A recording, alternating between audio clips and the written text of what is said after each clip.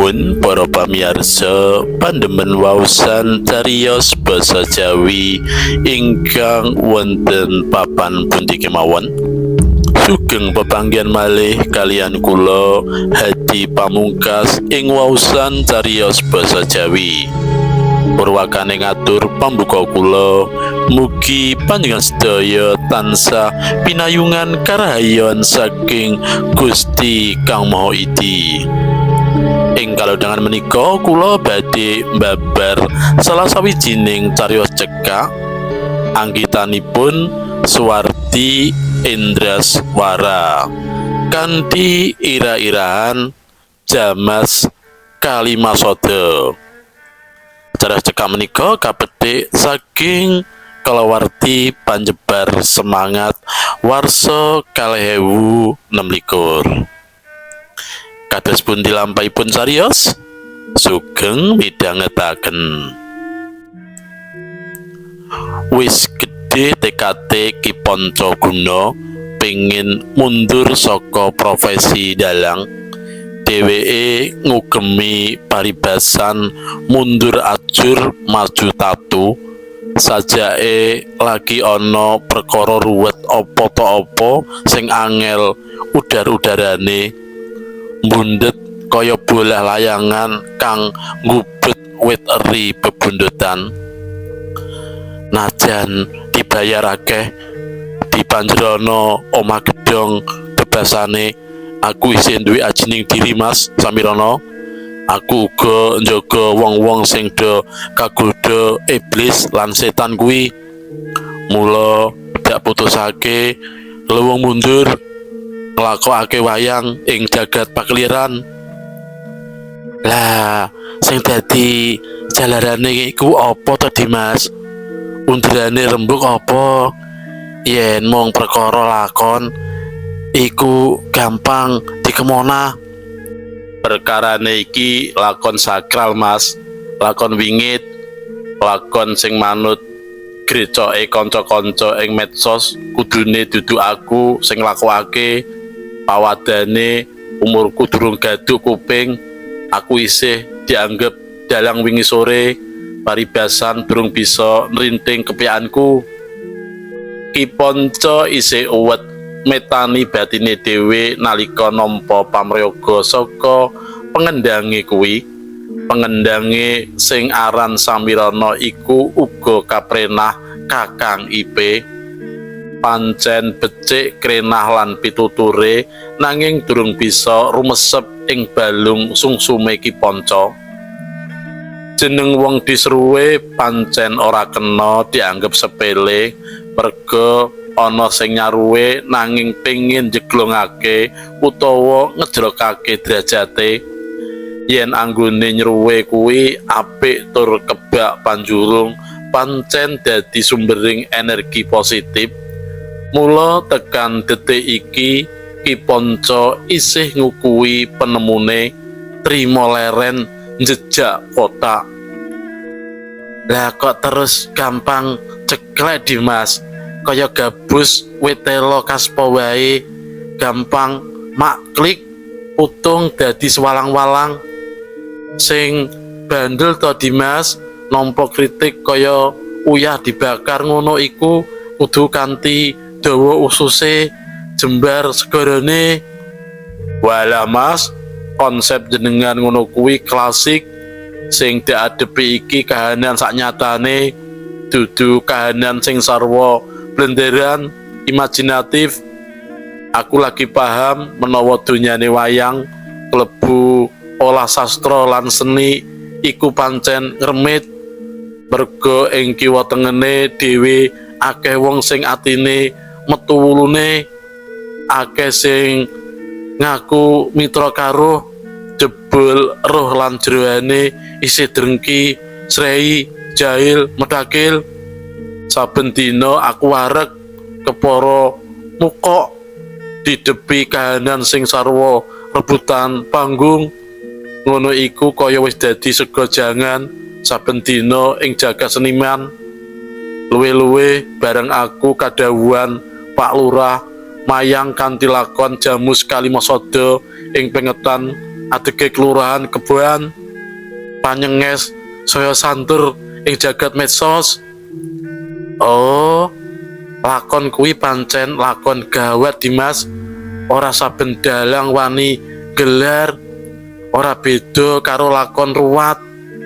Mula ora mokal yen Pak Lurah ngersakake nggonmu mayang kanthi lakon kuwi. Lakon spiritual yen ora Dimas sing gelar mesti Pak Lurah gelo. Merga lakon iku mbutuhake olah sastra kang dhuwur. Karo maneh saelingku bapakmu Swargi Ki Sastra Cetha tau nglakokake jamu Kalimasada. Dadi yen Dimas saiki sing kadhawuhan Pak Lurah iku wis cocok, ateges wis mili saka kali Gedhe Dalang. Sakloron isih umyek adu panemu uga padha dene menehi tetimbangan. Sekarone pancen wis wareg donyane wayang, uga wis tumek disruwe rono rene. Donyane wayang pancen kadang usrek yen nyenggol bab Danadriah, uga klebu yen nyenggol sapa sing dawuhi. Yen sing dawuhi punggawa negara kayata Lurah pancen klebu gengsi. Sajake ana bendere Mas, mula kanca-kanca dalang do meri do kepingin didhawuhi Pak Lurah senajan ora dibayar, ning pancen jeneng iku perlu. Bener, jeneng bakal nglerake jeneng Dimas, ning yen carane golek jeneng iku kanthi ancik-ancik mbun-mbunane liyan iku sing kurang bener tur bener. Iya, aku bisa nyuroso Mas. Mong wae kanca-kanca banjur usil ing medsos gawe ontran-ontran metani luput lan kekuranganku diplintir-plintir, digodhog-godhog lan diwalak-walik ampre nggonku mayang cemplang. Ya iki Mas, alang ujure sing marai aku duwe putusan pengen leren mayang, timbang mayang malah nuwake atiku mleyang. Wase pandumu ing medsos kuwi aku ya maca dhewe Dimas, pancen rada kebablasen. Semu bayem alas tegese nggondo leteng, bayem alas iku kateng Dimas, jan marai berguteng. Rada digoreng-goreng perkarane, perkara sing jane bisa dirampungi kanthi humanis kebak pangeman, malah swalike pancen gateli kuping. Ngono iku pancen ana wong sing demen supaya yen wong liya seneng. Ora usah kaget Dimas, aja dirungokno ya. Bener Mas. Mula saka iku gembleng kempleng aku kepingin menehi kaludangan wong liya. Ligine nggarap lakon jamu Kalimasada pancen abot. Mbok menawa kanca-kanca ana sing kepingin ganti aku dalang ing kelurahan, wong iku sambatan Mas. Mula arep jak pasrahake sapa sing gelem tur kepingin. Samirono tetep nyoba ngelus kanthi lembut pamriye supaya ora njalari kahanan do kagol. Yen nganti Kiponco kipo-kipo emoh tenan nglakoni dawuhe Pak Lurah Prabangkara, mesti uga nuwake perdondi, nuwake rasa gela. Mula kanthi cara apa wae Samirono tetep ngiring Kiponco amrih setya tuhu, ora mbalak klembak marang dawuhe Pak Lurah. Mbok aja ngono to Dimas, yen ora awakmu sing jogetke wayang ing lakon sinandi iki, jur sapa meneh. Dalang-dalang liyane do ngawur ora nyekeli pakem. Ning iki perkara ora enteng Mas. Yen aku mbacut ngolah pakliran, mengko dikira aku ora ngerti kahanan. dikira aku ora menehi kalodhangan tumrap dalang-dalang nom kang wis wiwit besus bedol lan nancepake kayon. Ya aku bisa ngrasakake pahit legine gula sing kok sandang wektu iki, nanging kanthi mundurmu apa menehi njur emoh ngobahake wayang iki jeneng cengkah karo naluri senimu Dimas. Iku uga dudu dalan becik kanggo ngrampungi perkara sing luwih baku meneh. Wayanganmu iku do ditunggu penonton, akeh sing antri pengen ngundang, mung pengen sulukmu kang bisa ngebaki jembari sesuketan kang ngilak-ngilak. Wah, ora usah keduren oleh ngumpulke aku Mas, mundak sesak blangkonku. Iki kanyatan sing dak calung saka para penonton, ora mergo aku wedi kelangan sawah bebasane, mergo aku sing kerep kok ajak mendangi yen wayang. Dudu kuwi prinsipe Dimas, ning yen kesuwen nggonmu leren mayang, jagat pakeliran ing kiwa tengen kene bakal sepi mempring. Mergo lakon-lakon sing kerep kok gelar iku mirunggan, sanggitmu tansah ndudut atine penonton. Penonton kuwi raja Dimas. Bener, aku uga paham ora nolak pawadan iku. Lanjur apa to sak temene kang jalari Dimas duwe putusan kang kaya jebol dadaku? Durung ngerti Mas, panjenengan kurang maca medsos. Ing medsos cetha wis umyak akeh sing ndesek aku kon gantung kepyak. Apa meneh ing medsos iku ana dalang-dalang senior sing uga kaya akon aku mandeg dolanan wayang. Walah, lah kabeh mau rak ya ana sebabe. Apa sebabe wong-wong iku akon Dimas mundur? Mengko gegek dheweke kuwi mung merga kecipratan amarah, njur kadesek drengki srei jahil metakil merga Dimas wiwit moncer jenenge. Wah sing ngene Mas, dak kotang wae dak bloko suto, ujare kanca-kanca yen aku nyengkok Ki Hadi Sugito dianggep epigon. Ana uga sing gateli aku dianggep plagiasi alias nurun dalang pengpengan iku penembung utawa. Oh, kuwi to ya lumrah yen kuwi. Lah jeneng dalang kuwi wis lumrah nyengkok lan nyantrik saka sapa wae. Kok aneh patrape kanca-kanca ing medsos kuwi. Lan anggonku ngendang wae uga asring nyengkok singgetan, ukel pakis lan runtunging para wiyaga kondang kok. Siji maneh Mas, jare sulukku iku ngiblat banget karo cengkoke Ki Hadi Sugito. Aku dianggep ora duwe jatining diri. Pokoke rame Mas ing medsos. Keparat kanca-kanca sing do turah lambe iku nunal-nunul medsos kaya resik-resik dhewe yen ing donyane seni lan sastra bab ngepigon ngenut sawijining paraga kang digumuni biasa sing baku kreativitas dalang iku sugih sanggit. Bener Mas, nanging ilinin medsos iku kadang luwih santer, ngusung uwuh-uwuh lan eri, kadang sok glogok ora tedeng aling-aling, kadang ijo dipelintir dadi abang. Iku donyane medsos kang asring nyurung wong sing ora disenengi tekan pinggir jurang. Yen awake dhewe ora kuat gandulake, bisa keglundung tekan dasare jurang, remuk rempuh Mas. Wah, aja ngono Dimas. Sing dipendeng Pak Lurah kuwi siramu Dimas.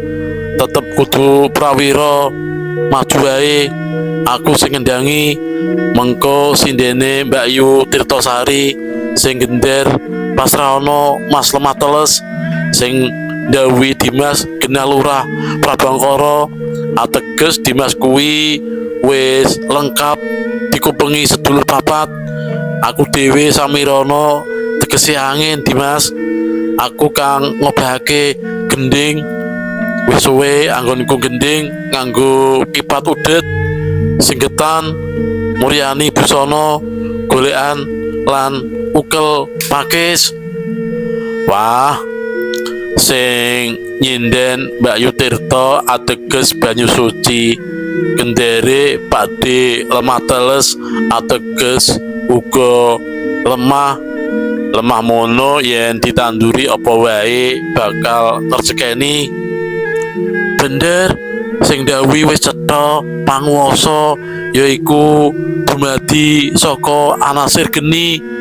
Wong urip kuwi yen ora diobahake geni awake bisa kademen, ragane bisa kaya es, usana angel ajere, pikirane dadi watu wangkot ngono.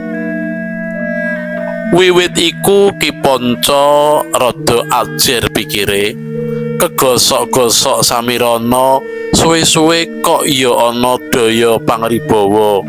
Ki Panca kaya diangslupi warna putih, abang, kuning lan ireng njur magrega saka anggone turu. Lire nggawe kutiwa Pak Lurah lan warga sakiwa tengene bakal nandur pingget salawase. Malem Selasa Kliwon Ki Panca Guna kudu nggelar lakon wingit iku. Dheweke banjur duwe prinsip karben manuk-manuk do ngoceh, asu-asu do mbaung. Salokane dheweke isih ngugemi Samirana. Ki Panca sida nyaguhi mayang ing kelurahan. Bengi iku Pak Lurah mongkok banget atine merga Ki Panca akhire saguh temenan. Gending pantolan terus ditabuh mangungkung ngundang penonton. Ki Panca Guna nampa wayang kang kabungkus mori putih, sinawuran kembang mawar, kenanga lan melati. Arum gandane nyegrok, wujude mung lulang tanpa tulis, ginapit garan penyu, ambane mung sak buku warna putih. Mbok menawa iku sing dikarepake Jamus Kalimasada. Panampane kenceng banget, kairing gending gangsaran, kairing suluk sendon telulur. Kidalang terus nyasmitoni Puntadewa sakadang bakal dimangsa macan. Kadange papat Werkudara, Janaka, Nakula lan Sadewa wis digaglak macan. Kanthi dialing-alingi gunungan Caca Papat wis lumebu ing waduke macan. Lampu blencong dadakan mobat mabit, lampu abang, kuning, putih lan ijo malih abang kabeh ing pakliran. Wedalah kari wong siji iki sing kudu dak kremus, dak sesep balunge sungsume, nanging bareng dak cokot ngrapalke siung, krasa panas ing ilat, mlosoh kabeh awakku. Wah, wong iki ngemu racun lan wisa sajae. Enggal panganan aku saka sikil apa sirah dak sorongake macan. Jroning mangan iku mung enak karo ora enak, ora sah kaken tembung. Bener ing kahanan ngene iki mung kari pasrah nasib lan pati, ning kowe malah kaya pasang walat pamer kasekten lan kadebian. Ki Panca terus suluk manyura jugak tetelo macan galak ora tedas ngemah-ngemah Prabu Puntadewa. Macan iku wetenge kaya diuleni wong papat sing wis ning jeron weteng diuntahake kabeh urip maneh. Macan galak iku malih rupa dadi pandhita. Pandhita Panembahan sinten kok teka jumedhul saking anggane Sardula Galak? Aku Pandhita Kleyang Kabur Kanginan, aranku Resi Kalimaya. Ki Panca gage ngowahi patrape Puntadewa sakadang padha nyembah marang Sang Resi. Sabjake pawungan iku sing digoleki, Sang Resi katon mencorong tejane kebak kawicaksanan. Mbarep kakangku, sajak iki pawungan kang ginaib kang bisa menehi pituduh werdine Jamus Kalimasada. Muga dadi dalan padhang awake dhewe wong lima iki amprih enggal bisa lumebu ing kasuwargan. Iya Yayi Warkudara, aku kepingin nyarwidakake mungguh werdine drancang tanpa tulis iku sastra piningit Dimas. Nuwun sewu Panembahan, saestu kula nyuwun tulung menapa panjenengan saged medharaken tegesipun Jamus Kalimasada. Pusaka menika sampun dangu kula gegem, nanging taksih peteng suraosipun. Kasinggihan menawi panjenengan pitados senajan tanpa tulis, mbok menawi kula saged mbiyantu. Menika kedah kawaos kanthi resi ing batos, dene panjenengan sakadang ugi kedah siaga saka resi ing diri. Ki Dalang sajak semedi nalika arep medharake ngilmu tuwa linambaran heneng-heneng henung, Ki Dalang jogetake Sang Resi kaadhep para Pandhawa. Jamus Kalimasada kang wis diwetokake saka udenging Prabu Puntradewa nuli kawaca premati anggone maca linambaran Pramana Jati. Pak Lurah lan penonton katut kena perbawa. Wengi iku kaya ana pangruwatan gedhe sindene Nyi Tirtasari enggal nglagokake tembang Dandang Gula Rencosih Slendra Manyura. Kalagokake nganyut-anyut, Resi Kalimaya banjur ngudar gagasan kanthi wening. Perlu kauningan Jamus Kalimasada menika klebet sastra lungit. Lungit ateges lembut saha gaib. Jamus ateges suci. Kalimasada menika saking tembung kali, maha lan usada. Tegesipun tiyang gesang menika kedah pados usadaning urip. Awit ing jagat kali menika kathah godha rencana, kathah tiyang sakit senajan raganipun sehat. Tembung kali menika sok kelangan kedung, nanging menawi manungsa terus kupiya badhe nampi kabejan saking ingkang maha wikan. Awrat nggih Panembahan, menapa malih kedah ngwaosi usadaning sesakit batos saha ngertos dununge kali. Kasinggihan kali ingkang santer inggih kali ingkang wonten angganipun manungsa. Kali menika mili terus saderengipun manungsa kalagokaken tembang pudung saha megatruh. Kangge ngendhaleni kali wau manungsa kedah sangu gangsal perkawis ingkang mawa cahya saksada lanang. Pramila kawastanan Kalimasada gangsal perkawis wau dumunung wonten ing kiblat papat lima pancer. Ing arah wetan Nuraga utawi Mutmainah, ing nur cahyaning gesang. Arah kidul Angkara utawi Amarah, ing damel Krentek. Ing kilen aran Sukarda utawa Swiah, saha ing ler sinebat Lodra utawi Alumah. Dene ing pancering gesang menika aran Nurcaya minangka pundering agesang. Jangkep menika lereking teges Jamus Kalimasada.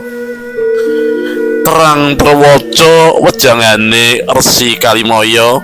Ki Dalang Kojah menawa jeneng Kalimaya memper jeneng Kalijaga. Ki Dalang enggal nutup pakliran saka kaduan Pak Lurah ngacungake jempol banjur sujud syukur. Dheweke mesem kebak bungah menawa anggone nyekel kelurahan kaya-kaya wis nugemi kaya wejangane Ki Dalang. Pak Lurah uga klesak-klesik marang Ki Dalang menawa taun ngarep iki bakal nyalon lurah anyar meneh, merga kaya ana wisik saka katerangane Resi Kalimaya bab Jamus Kalimasada. Gending bubaran udan emas terus diunda. Embuh daya apa barengi tancep kayon ana udan makbres campur angin gedhe. Angin gedhe iku losak asik kelir nganti wayang-wayang sempingan do kabur. Para wiyaga bingung golek slamet ambrih ora kebrukan panggung. Ki Dalang milengi dhewe goleki Jamus Kalimasada lan Prabu Puntadewa kuwatir yen katut kagawa angin lesus. Cuthel.